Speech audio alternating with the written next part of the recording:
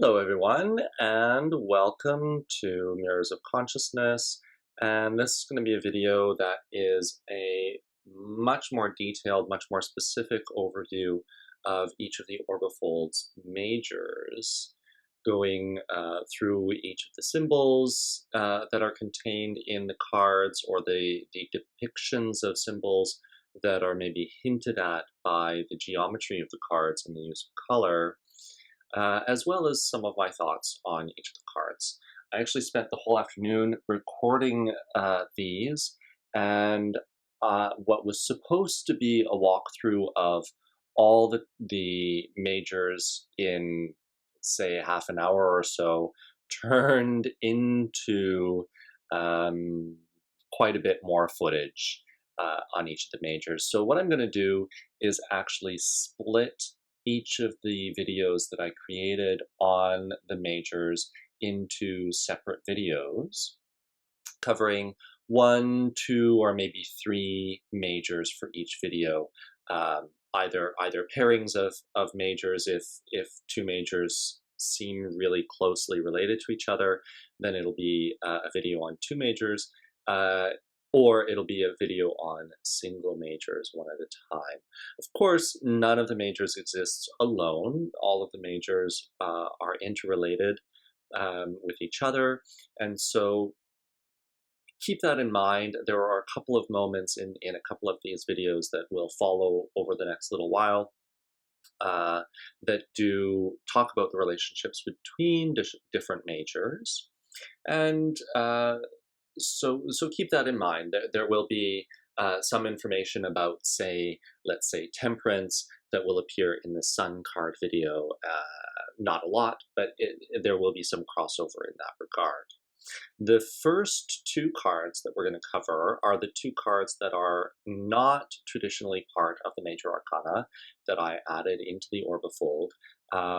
And those two are the Void and Manifestation, and their relationship with each other, their relationship with the Orbifold, and their meanings or potential meanings for us. I'll probably also come back a little bit later um, with a video on how to use those cards in meditation or as preparatory cards before and after readings. So stay tuned and enjoy this first of an installment of several videos on the major arcana in the Orbifold Tarot. The Void is kind of, it's beyond everything. It is everything, but it's also beyond everything. It's kind of it's the all, and yet it's the all that we can never possibly fully understand because it's so beyond us and so beyond our limited consciousness. And yet at the same time, our limited consciousness is a part of that uh, unlimited, beyond consciousness, beyond time stuff, whatever it is. And so when this card comes up, it's kind of about stepping outside of yourself and recognizing the vastness of the process that you're only a tiny part of. You're a participant.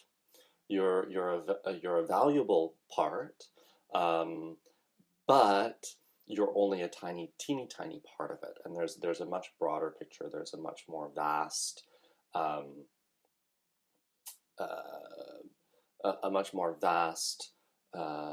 It's wordless. I can't even find the right words because it's beyond. It's beyond a bit beyond words. So there are some similar themes there as with the Universe card, Trump 21. But at the same time, it's almost more complete than that, and it's unmanifest. Whereas the universe is the full manifestation of the entire world or of the entire universe, and everything is there. The all has become everything, and yet in the void is nothing at the same time. It's so vast, it's so everything, it's so beyond what we can possibly conceive of that it's actually nothing. But we also, in a way, can't conceive of nothing. I'm kind of reminded, just in this moment, actually, I'm kind of reminded of that um, movie that I loved as a kid, The Never-Ending Story. And The Never-Ending Story is about if you haven't seen it, what's wrong with you? So I don't need to summarize it for most of you because you all know it. But it's about this kid who reads a book, and in the book, it's about a fantasy land, and that fantasy land is being eaten by the nothing. Um, and none of the creatures in this land can describe what the nothing is to the hero. Um, and every attempt that the hero makes for saying, well, is it this, is it that, is it this, is it that, they say, well, no, it's none of those things, it's the nothing. Um, and so it's this concept that there are things that are well beyond our understanding, and in fact, our attempt to understand those things is sometimes actually moving us further away from the possibility of understanding them. So that's kind of that's all wrapped up in the void. The void, if it comes up, it could also be indicating things like maybe you're trying to understand something that's well beyond you, and because there's no possibility of understanding it, even though it's intriguing to discover and look and investigate, that intrigue may actually be taking you further away from that possibility. So, but yeah, so that's the void. So, but it's also the beginning. It's the potential, even though it's nothing. It's the potential for everything, because it's the nothing that contains everything, and the everything that contains nothing. It's like the dark matter of the universe, or not so much the dark matter of the universe, but the ground from which that unknown but yet hinted at material that pervades the universe sprang from, or the inside of a black hole. It's funny, we think of black holes as these gaping maws of nothingness, because light can't escape them. Light. We know that when they're called black holes because they absorb all light. At the same time, if you were inside a black hole, because black holes have sucked in all that light and it's dense, dense light, inside the black hole would actually be blindingly bright, probably brighter than anything any of us could ever possibly imagine or experience. Again, beyond our understanding, beyond our experience, beyond even the possibility of our understanding. And yet, we at least can imagine that something is beyond our reality, beyond our possibility. And that's actually also kind of summarized in the infinity symbol up there. So it's a numberless card, but it's the infinite card. So again, infinities are kind of, and there are actually many types of infinities. I've linked a lot of videos on infinity and different infinity theories in the Orbifold theory playlist, which I will put right up in one of these corners here, as I'm apt to do. And I'll actually double check that playlist before I link it up to make sure that some of the more recent videos that I found really interesting on infinity are there. So if you're a math geek, or if you're just into the philosophy of infinities through mathematics, you'll really enjoy those. They're really cool. But let's carry on. So from the void, from the unmanifest potential that is nothingness, the nothingness that contains the all, we move to manifestation. So manifestation, again, it's one of the cards that I added. I know, tarot blasphemy. If you don't like it, it's okay. You can remove these two cards. You don't have to read with them. They're also really great meditation aids, which I may return to at the end of the video. Um, but they're great. They're great meditation aids, or a great way to open a reading and close a reading. But I'll talk about that at the end. So the manifestation card. Now we've moved from that unmanifest potential of everything that is contained within nothing to that potential being manifested into everything, into something, many somethings. But these many somethings are again so vast, so expansive, that they're almost beyond what we can possibly imagine or experience. Um, there's in Eastern thought, in both yogic, I should say Vedic, actually, Vedic and Buddhist religion, there's different sages describe the state of enlightenment in different ways, in oppositional ways, because that state is kind of so beyond, it's indescribable. Um, but the two oppositional ways that sages will describe that experience is as nothingness, nirvana. The Buddhists, Buddha talked about its emptiness. It's life is empty. Existence is empty. That doesn't mean it's not worthwhile. It just means that there is nothing in it. It's a very kind of nihilistic view. From the outside, when we don't quite understand what he was saying, it's very nihilistic. It's kind of depressing. It's like, what do you mean life is nothing? Um, but there's that. It's because he kind of goes inside, and in certain states of meditation, there is a feeling that the interior world, which reflects the exterior world, and so therefore is a depiction of the exterior world, is actually nothing. There's just nothing in it, and science is coming to this too, right? Uh,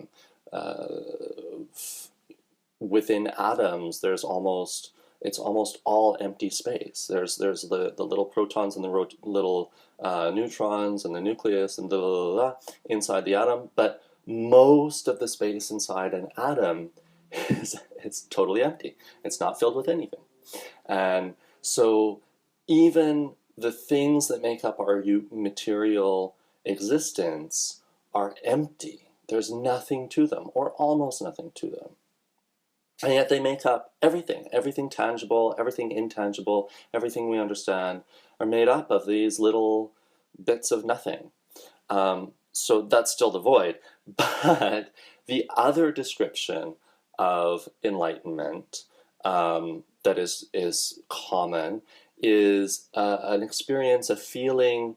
Osho talks about it as an experience that the universe explodes within you, that you contain everything, every atom, every star, every galaxy, every universe, even if there are multiverses, every universe and every time in every universe, and that there's this incredible vastness of completion that just explodes inside this tiny little organism that we call ourselves. And that vastness, that is not, even though it feels like it's happening inside ourselves, it's actually not ourselves at all. It's beyond ourselves. Again, it's beyond ourselves. But in this case, in that description of enlightenment, it would not be described as nothing. It is described as everything, the entire, again, indescribable. But they're two sides of the same coin in a way. They're actually describing the same thing, the same experience, the same thing, but in different terminology, because um, it's so beyond our comprehension, And even if it's within our comprehension, it's beyond our capacity for language, our capacity for description, um, that we need oppositional ways to describe things. So a few people have commented and asked me why I added those two cards, and why not just be satisfied with the Fool and the Magician. I think from the way I've described those two cards so far, the answer is because they're bigger than the Fool. They're bigger than the Magician. They're not about um, you as an individual, the querent as an individual, or any particular individual in your life or their lives. And it's even beyond any concept or process that's going on in their day-to-day lives. Even if day-to-day is an incredibly spiritual practice, the void and manifestation are kind of bigger than that. And yet, at the same time, they can be accessible every day. If you meditate every day, you may have one small glimpse of what voidness is, or what manifestation is. Um, or, well, manifestation, you might have many glimpses. You just don't look around your apartment or outside your window, or anywhere really, and you're experiencing a part of that. And if you can move beyond seeing the wonderfulness, and I'm not saying don't take in that wonderfulness, but include the wonderfulness and the wonderfulness that's beyond it, of a tree or a brick wall or a piece of dust on the ground or birds singing or whatever it is, arguments happening in front of you. That's all bits of manifestation. When you see kind of beyond that all of that stuff is included in manifestation, and yet that manifestation is all of it, but beyond it, that when you develop the capacity to at least recognize, if you can't experience it all, at least recognize that there's a possibility to experience two things at once, three things at once, 10 things at once, 1,000 things at once, and take it all in, that the tree and the speck of dust can coexist, that the brick wall and the argument and the birds chirping can all happen at once, and that it's possible to experience it all, for it all to coexist, because it does. It just does coexist. And we kind of get caught up in our own little worlds, that and I do it too. I totally do it too. That, if you're in the argument, that's all that's happening right now. That's all that matters right now. And yet at the same time that you're having that argument, people are falling in love, birds are singing, cars are crashing, and people are dying. Everything else is happening. Stars are exploding in the universe. Stars are being born in the universe. Um, Everything. All of this stuff is going on at the exact same time that you're having this argument, and nothing else matters to you at that moment than this argument that you're having with whoever it is, right? And the same is true, when you're falling in love and things are fantastic and things are wonderful. Um, well, all kinds of other things are happening at the same time. And it doesn't mean that you have to do something about all those things. You don't have to right the world just because you're in love and other people are suffering, or whatever the case is. It doesn't mean that. It just means that there's a possibility to expand your awareness and your sense of being beyond the self. So I guess that's manifestation. I'll talk a tiny bit also about the phi symbol here. So infinity is like a loop. Here, do I have an elastic? I don't have an elastic handy. But in the infinity symbol is like a loop that's folded around. so it's unbroken. It's still continuous, never-ending, completely unbroken, um, unharmed, unhindered. Um, I don't really need to talk so much about the infinity symbol itself. Most of you are quite familiar with it, and if you're not, there's tons of information online and out there that probably explains it better than I do. But then the phi symbol is also a loop, but a loop that has been broken. And in a way, the phi symbol combines the 0 of the fool, and I'll get to the fool, and the 1 of the magician. It's like the 0 of the fool has intersected with the 1 of the magician. And so consciousness, the nothingness that is the void, has broken. It has split. And in that split, that's kind of like the moment of the Big Bang, where nothingness split into somethingness, where everything kind of just was, or the potential for everything was just kind of created. Now, well, that's debatable too nowadays, but let's say, because it's a reasonable hypothesis that we all kind of are familiar with these days. So let's say that the Big Bang happened. But it happened and it created everything.